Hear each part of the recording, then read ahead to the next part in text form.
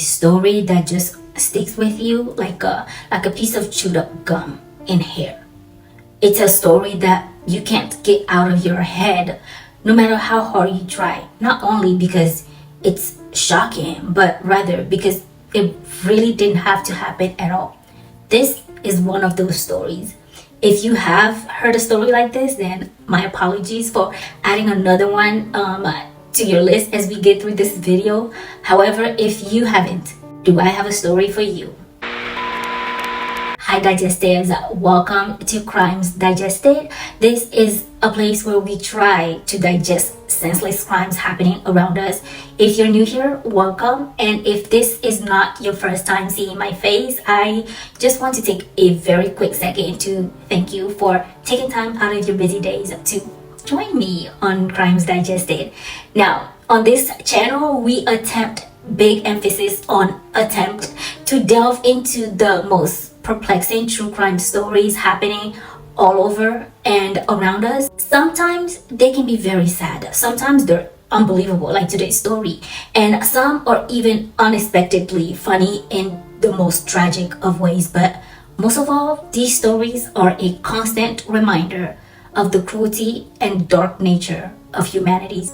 Today's story not only has all the aforementioned elements, but it will have you befuddled at the messiness of it all, okay? Now, come and join me as we explore a case so unbelievably disturbing and morbid and just downright bizarre.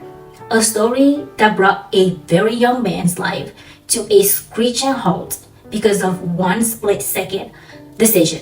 A young man who played a very stupid game and ended up winning a very stupid prize that will follow him for the remainder of his life. Now, very quick disclaimer, and then I promise we're gonna get right into today's story. Everything in this video is alleged and sometimes my own personal opinion. Most of the information in this video is what I was able to dig online, so please, I hope that you form your own opinions. And if you have any additional information, or if you notice something wrong or misleading in this video, I'm gonna just ask you to please leave them down in the comment section so that we can all learn from each other. It's never too late to learn, okay?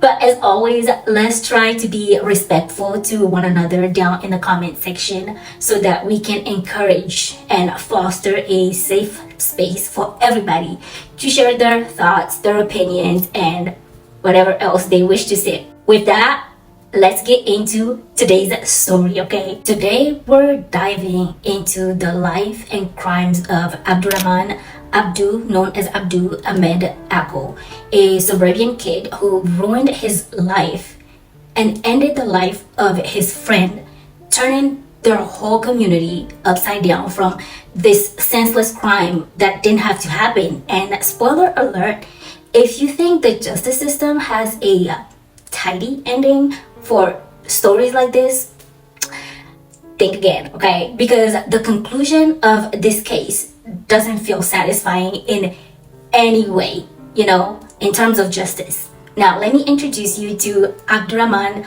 or Abdu, to pretty much everyone around him or anyone who knows him. Grew up in a pretty loving and I would say supportive family in Fenton Township of Michigan. Now, his parents were first generation immigrants who stressed education above all else. They stressed responsibility and being part of the community as a whole, contributing to the community. He went to Lake Fenton High School, and even though his parents were very big on high expectations, which is honestly something I think almost every immigrant kid faces at one point or another, okay? As an immigrant myself, I know the pressure that comes when your parents have expectations of greatness from you. Now, don't get me wrong, usually it comes from a place of love. Our parents want the best for us, but sometimes it can feel almost suffocating. And Abdul wasn't super athletic or a valedictorian, much to his parents' disbelief. He was just, he was kind of just your average Joe, your average teenager, angsty, impulsive, occasionally reckless, and yeah, like a lot of kids in rural areas, he had more than one passing fascination with guns all the time on his mind, okay? I mean, when you grow up in a small town around pickup trucks and deer season, you learn a thing or two at a very early age about how to shoot and how to lie to your parents about those activities. What they don't know can't hurt them, right? Even though he wasn't the most upstanding kid, there were no major red flags that could be a cause for concern to anybody. No history of violence that anyone can really think of. Nothing, and when I say nothing, I mean absolutely nothing. To suggest that he'd end up in a prison by the age of 17 is like a wild suggestion, right?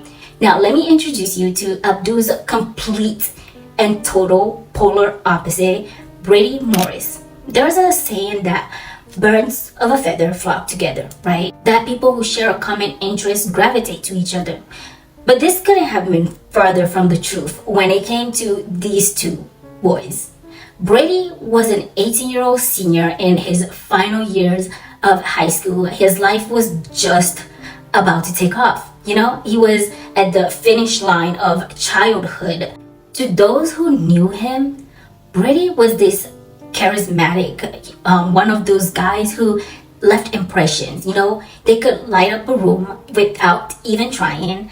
And I know most people describe people as someone who would light up every room they walk in. It makes you feel like, well, everyone can't possibly light up a room. But this kid was really a light in the world that was dimmed too soon.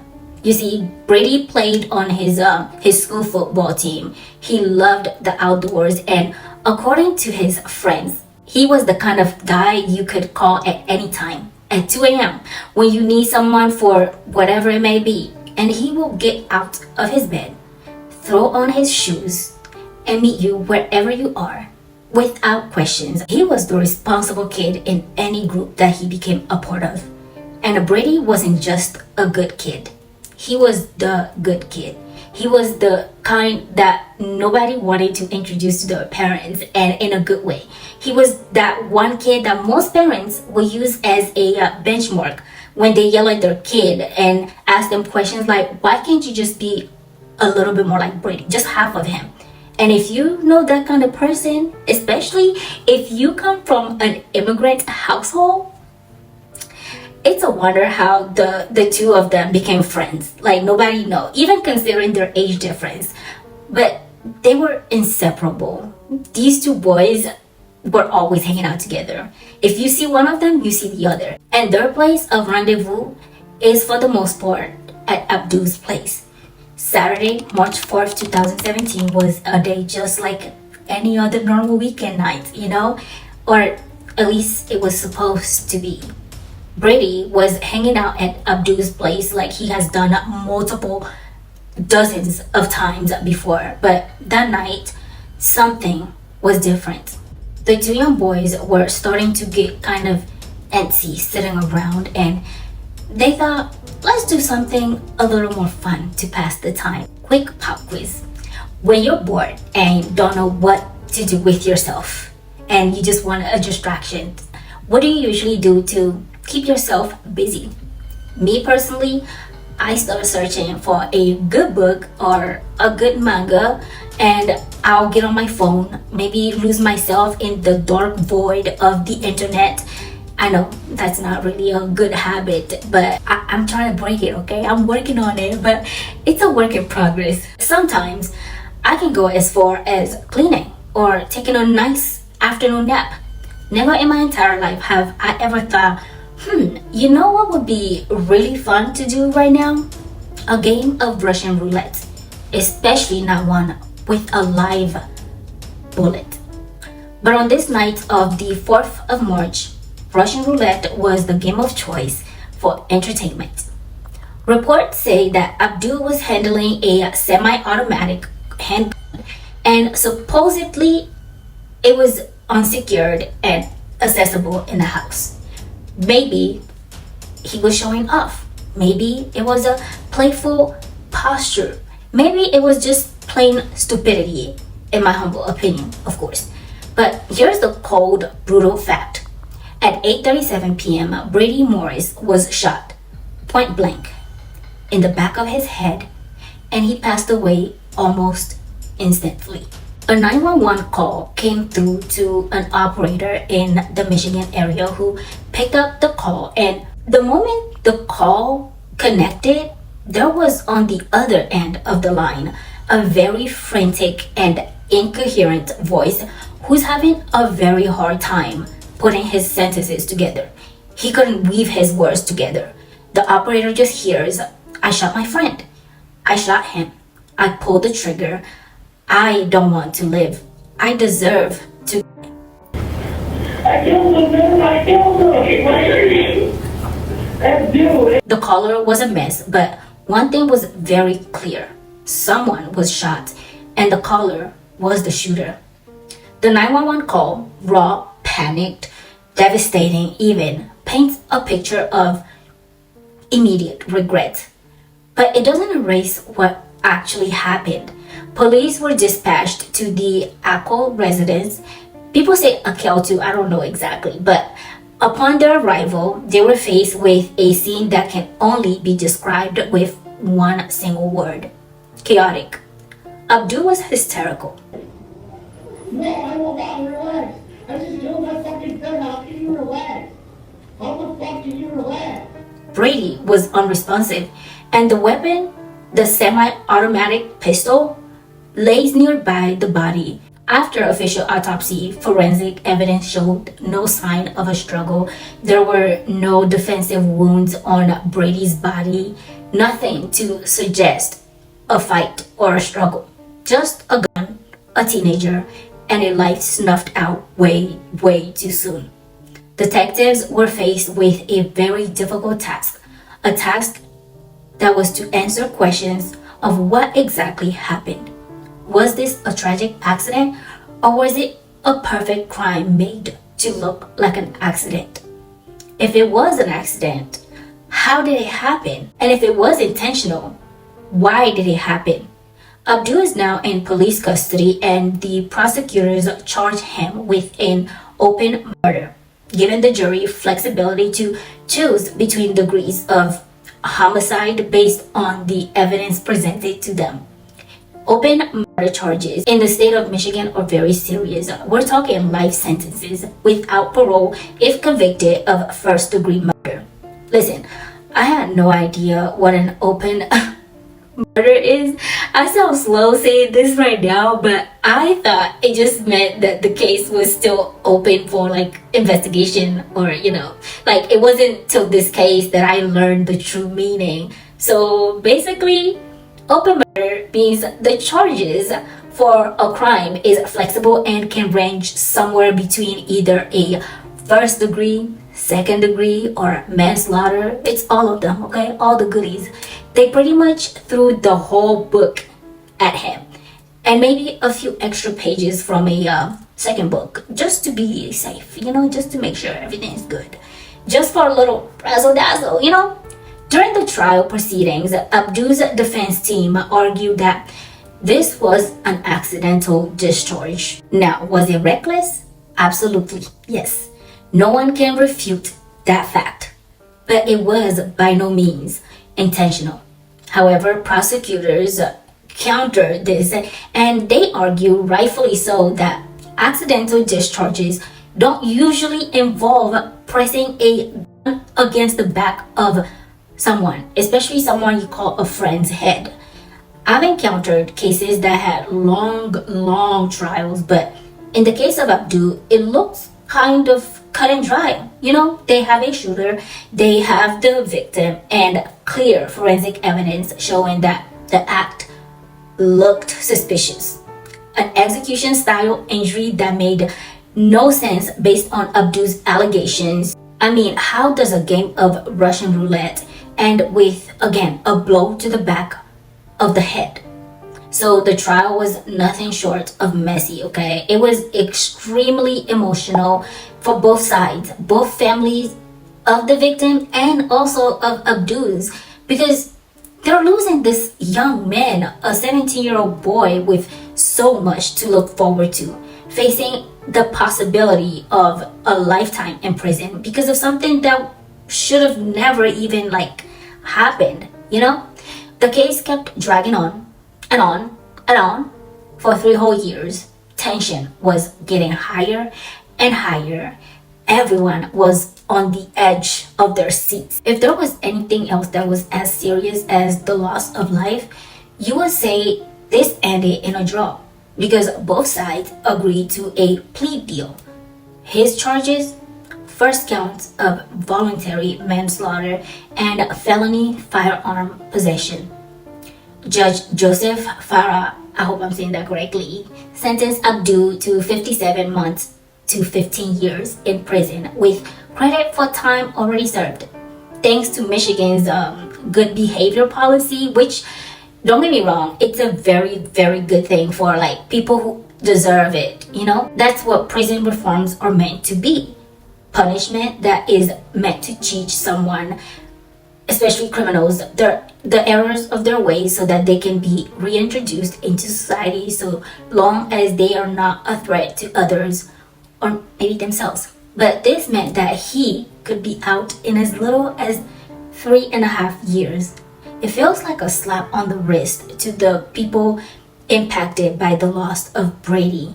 His stepmom even expressed profound grief and frustration. She questioned the characterization of the shooting as accidental and criticized, rightfully so, the plea deal that led to a reduced sentence for Akl.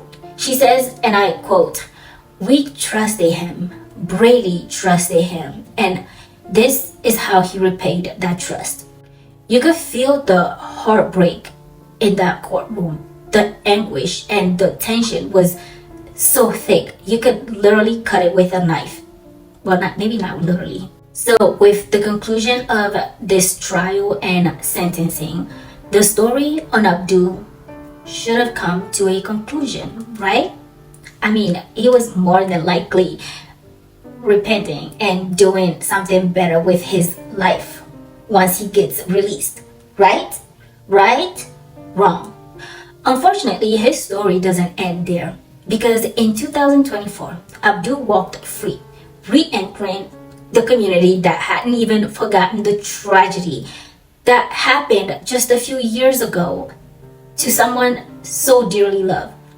Fast forward the following year, in January of 2025, police were back at the Akl residence. They received an interesting call about noise that sounded like a situation that could end in another tragedy, and so the police respond to the call. They arrest Abdu on arrival and book him once again. Honestly, I feel like more than half of the criminals that I've read on have had previous records. It's wild to me. They always reoffend and then look sharp when they get arrested. So according to police reports, Abdu allegedly strangled his sister during a domestic argument. He gets charged and was pending a trial.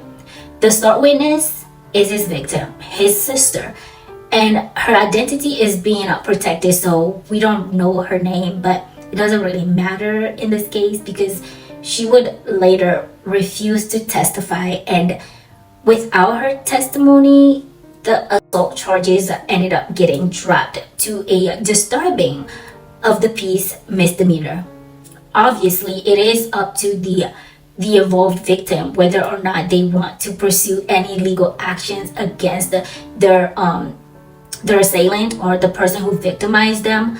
But according to a recent study, over 70% of domestic violence cases collapse when victims recant or refuse to cooperate. Survivors often stay silent out of fear and loyalty or shame or even pressure. It's one of the hardest reality of DV cases, and in my personal and humble opinion, I think it would be even harder for someone who comes from a very traditionally conservative background like she was, she risks the possibility of being shunned by the rest of the family if she's actively playing a role in him getting incarcerated. So if you ask me, which no one did, I know, but if you were to ask me, I believe she did the only thing that would have guaranteed or prevented future retaliation, you know? Of course, this doesn't mean that everyone accepted this turn of events, okay? Because furious residents launched a petition demanding an independent review of Abdu's early release and parole supervision. But I mean, had he been in the state's custody serving his full term, none of this would have happened. None of this would have been a thing. The petition garnered more than 1,200 signatures. And in a small town community, that's a lot of angry PTA moms, okay? This case highlights real gaps in our system. It's very apparent how risk assessments sometimes miss very giant red flags, and a rush to rehabilitate can cost communities very, very dearly. Also, this case kind of shows how teenager brains work. They're still very impulsive, they are still developing, they can destroy lives in an instant just like that. And it's almost like their judgment of possible future consequences are non-existent sometimes. Brady Morris was supposed to be wearing his cap and gown. He was supposed to be walking across the stage and into a new phase of his life. But he never got to graduate. He never got to chase his dreams, as big or small as they were, all because of a moment of carelessness and a lifetime of regret.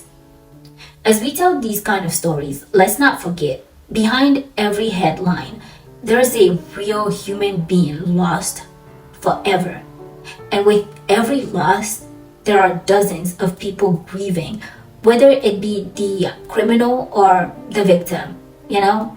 That's the cruel reality of these senseless crimes. That don't have to happen. Anyways, thank you for joining me on this dig into the Abdu Akl case. And remember, real lives are not plot twists, okay? They're precious, and each and every one of them should be cherished. And don't play stupid games, because the prize is almost guaranteed to be just as stupid. Everyone has a right to be stupid, but he was abusing his privilege. He really was abusing his privilege of stupidity. But I hope I'm not gonna offend anybody. Anyways, opinions, allegedly. Don't come for me. Bye, don't come for me. And with that, I'm just gonna wish you guys a very wonderful day. Take care of yourself, stay out of trouble, and I'll see you in the next video. Oh, also make sure you hit that like, subscribe, and the bell so you can come see me again. Alright, I'm done. Bye.